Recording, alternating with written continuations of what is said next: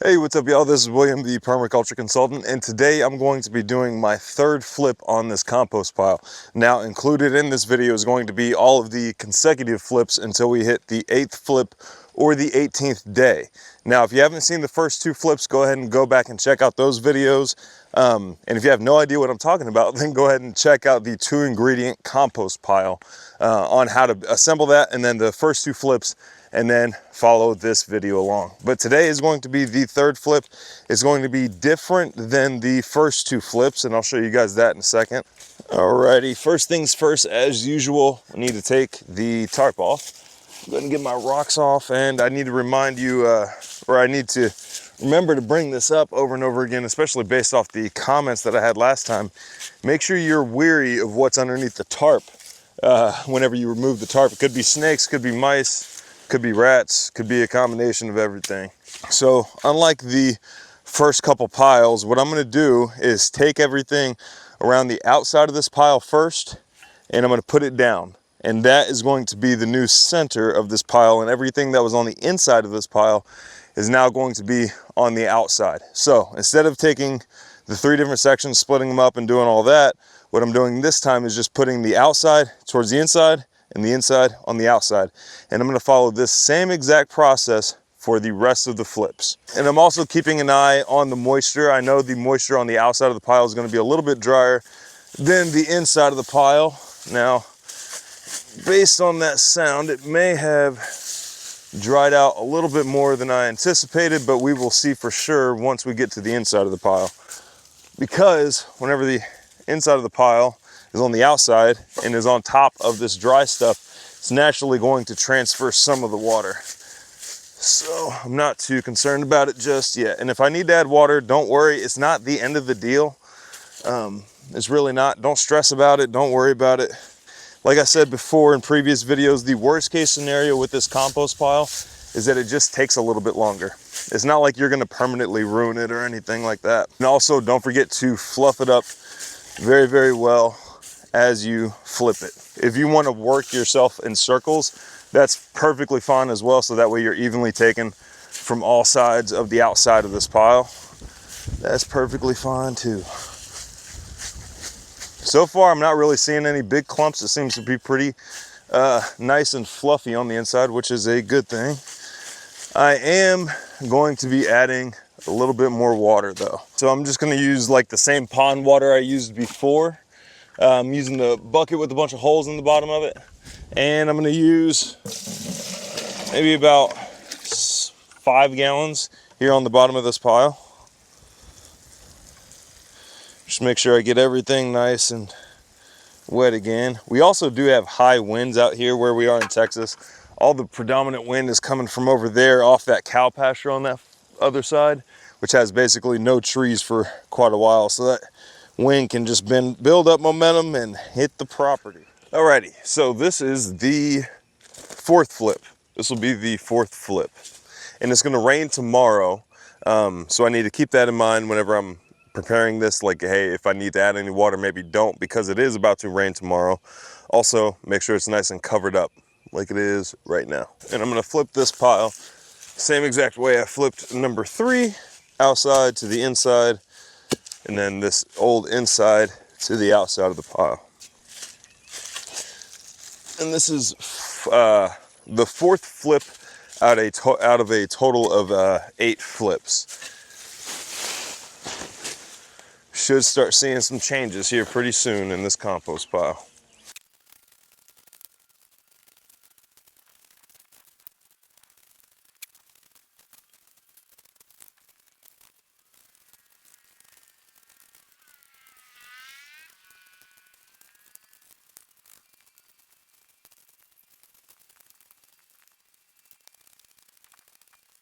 Alrighty, now I'll just cover it up, wait a day, flip it on the 2nd day, and this is the end of flip number 4. And we also might have some more water mitigation issues on the next flip because we are supposed to get some torrential downpours. And remember, y'all, this is the basic recipe for compost. This isn't necessarily the best recipe for compost, but this is a very, very, very good start. And this is going to be better than anything you can buy. So is it the absolute perfect compost? No. Is it a very, very good start? Yes. Alrighty, so we just had a torrential downpour last night, and this is flip number 5. So we're just gonna do the same thing we did last couple flips, and that's outside, inside, and then the inside becomes the outside.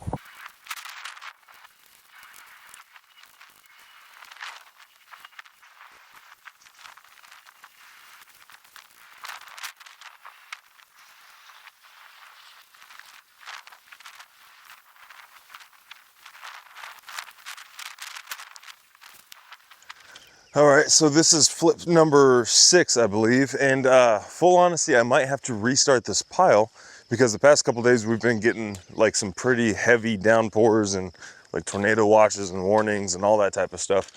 And the tarp blew off of it, so I know it pretty much got completely saturated. So, which is a bummer because it's gonna set back the compost, but it's also kind of a benefit because I can show you how to remediate it. It's not all a complete loss. So if this happens to you, don't get discouraged. It's just gonna take a little bit longer, but let me check this out, see if we actually do need to kickstart this or if it's gonna be good to go to continue on doing what we've been doing. All right, so the first thing I'm gonna do is grab a handful of it and squeeze it and just see how, well, that is pretty saturated. Okay. All right, so the next thing I'm gonna do is actually break this open and see if there's any heat in this at all. If there is, then depending on how much, we'll continue. If there isn't, then I'll show you how to fix it. No, this isn't necessarily flipping properly. I'm just trying to get to the center of this pretty quickly. There's a little bit of heat, but honestly not much. And it's pretty saturated. So since this pile is so saturated, it's gone completely cold and anaerobic. So it's not really, the bacteria in here isn't really working that hard. So what we're gonna do is introduce stuff that's going to increase the microbial life in this pile and heat this pile back up.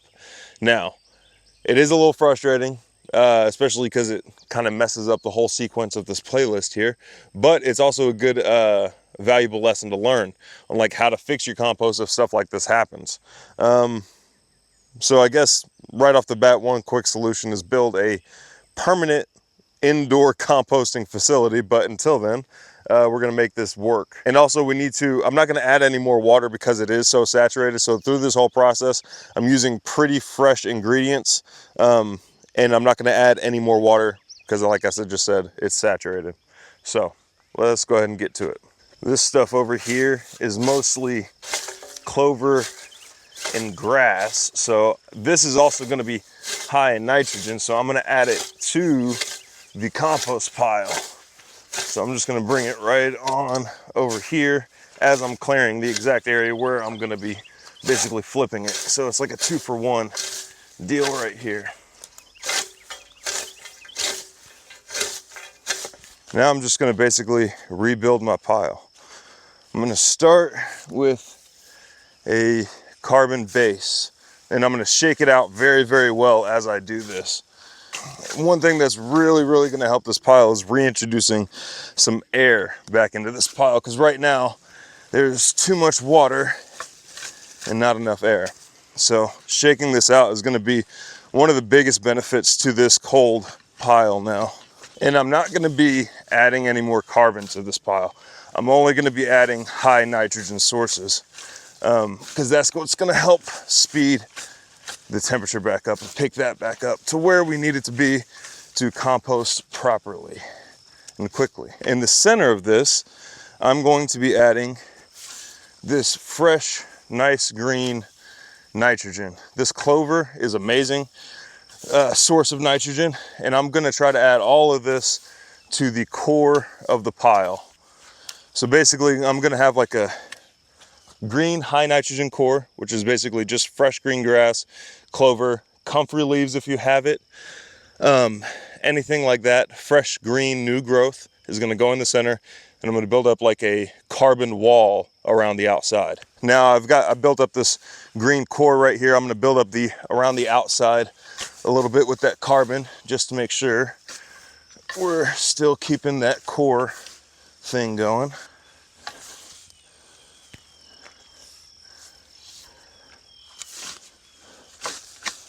And now the last thing we're going to do to really set this thing off is pour some nice urine right into the center of this pile.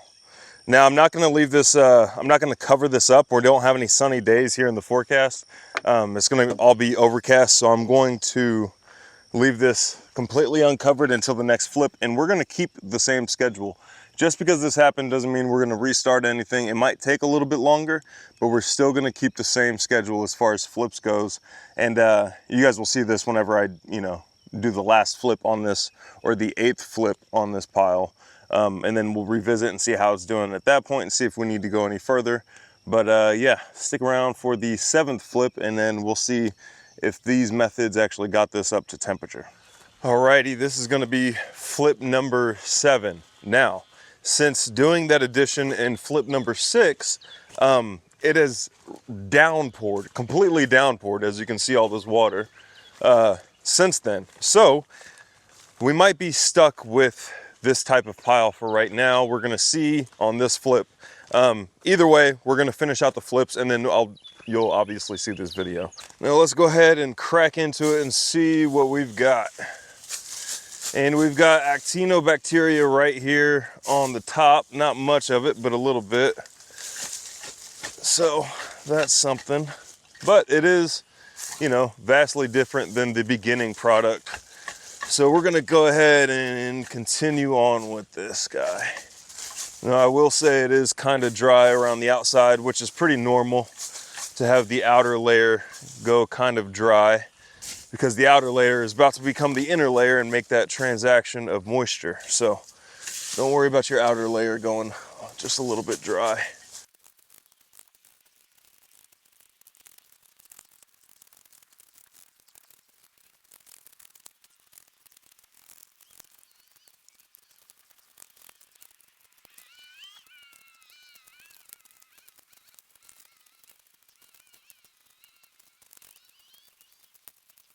All right, so this pile is flipped. We have one more flip, and just to save you the suspense, this is not going to be the finished compost you're thinking, but it is still going to be very, very useful compost.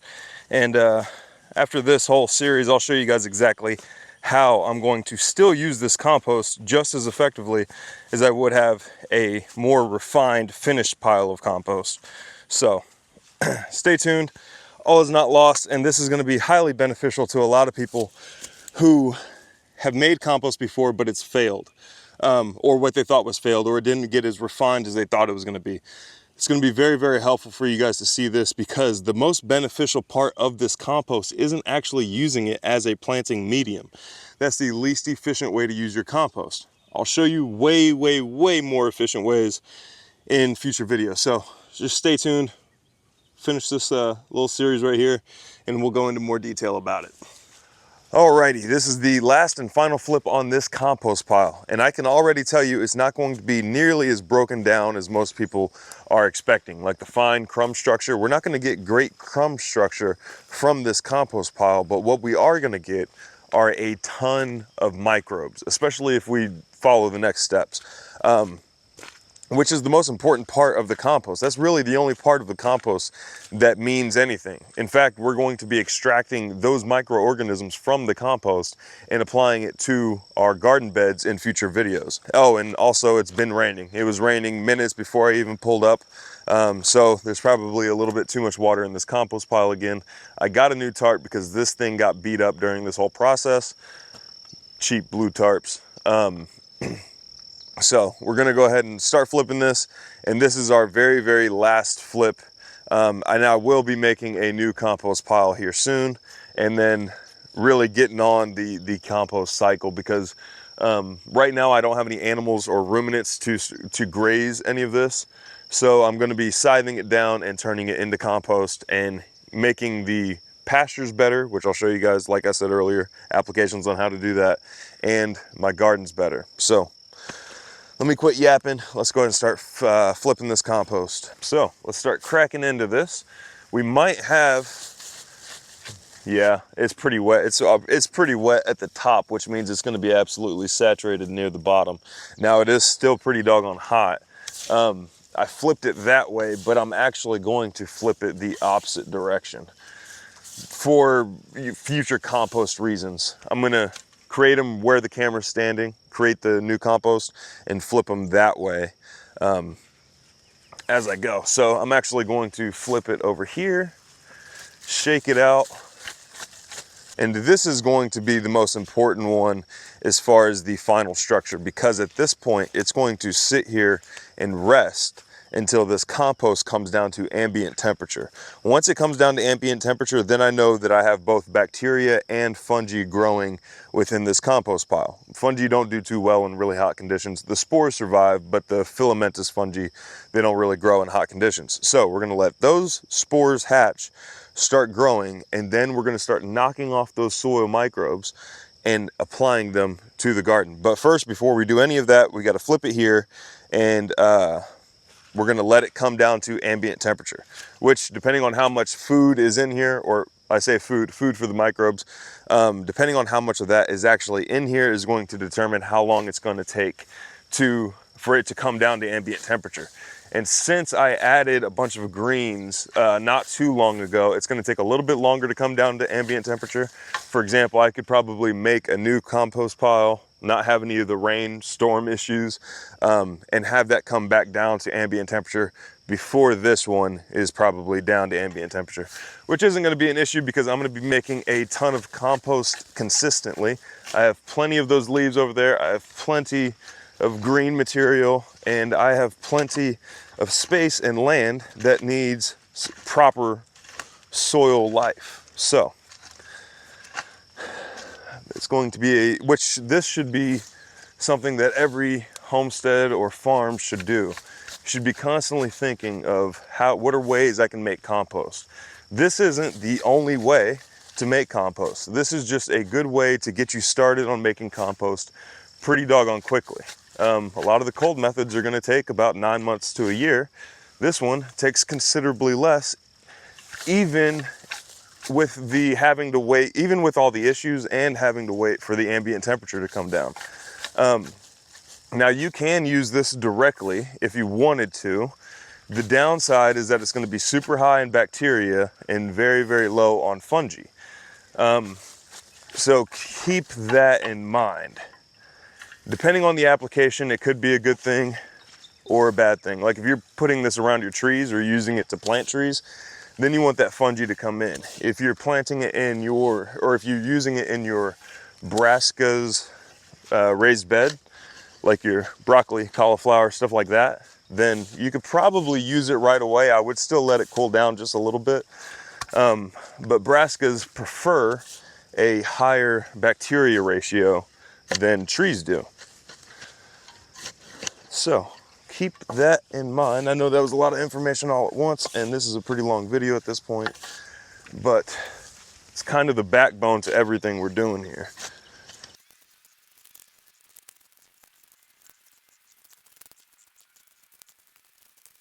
Alrighty, so now we're going to just let this sit under a tarp. I'm gonna water it occasionally if it's been extra sunny out, stuff like that.